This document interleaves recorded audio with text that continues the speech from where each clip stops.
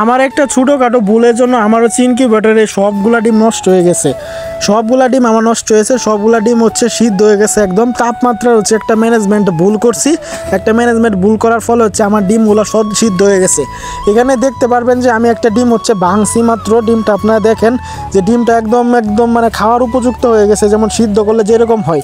এই ডিমগুলো হচ্ছে আমি মাত্র বসাইছি 2-3 দিন হয়েছে, বাট আমি একটা ভুল করে ফেলছি। আমাকে একজনে হচ্ছে বুদ্ধি দিয়েছিল যে আর্দ্রতার আর হচ্ছে টেম্পারেচারের যে লাইনগুলো আছে সেগুলো মাঝে রাখার জন্য, সেই জন্য সাইড থেকে আমি ছুটায় মাঝে রাখছিলাম।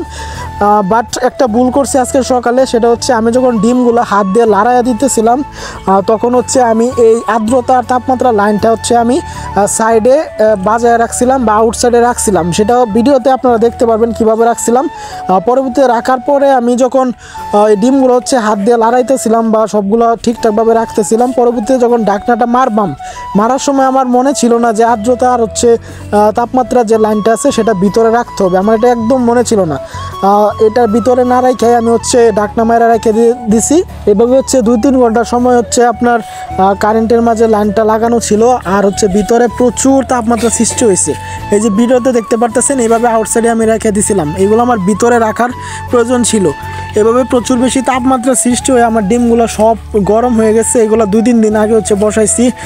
গরম হয়ে যাওয়ার ফলে ডিমগুলো একদম আমার সিদ্ধ হয়েছে, নষ্ট হয়ে গেছে। আমরা ছোটো খামারির জন্য ডিমগুলো কেন অল্প হইতে পারে, কিন্তু আমার অনেক বড় একটা ক্ষতি হয়ে গেলো।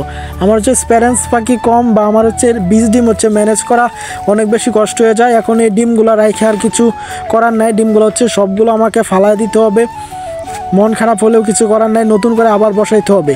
এখন আমার ছোটো ভাই হচ্ছে এই ইনকিউবেটরটি ধরে হচ্ছে নিয়ে যাচ্ছে একটু সাইডে জঙ্গলের দিকে নিয়ে যাচ্ছে, ওইখানে নিয়ে হচ্ছে ডিমগুলো সব ফালাইয়া দিতেছে। যদিও আমার মনটা অনেক বেশি খারাপ লাগতেছে, কিছু করার নাই। সবাই আমার জন্য অবশ্যই দোয়া করবেন, আমি নতুন করে আবার বসাবো। আমি যেহেতু নতুন খামারি, সেই জন্য আমার হচ্ছে এই ভুলটা হয়েছে। আমার হচ্ছে এই ভুলটার জন্য আর কি আমার আজকে এত বড় একটা ক্ষতি হয়ে গেল, সবগুলা ডিম নষ্ট হয়ে গেল। মাত্র 2-3 দিনের ডিমগুলো আমি অনেক কষ্টে ম্যানেজ করেছিলাম। বীজ ডিম ম্যানেজ করা অনেক বেশি কষ্টকর।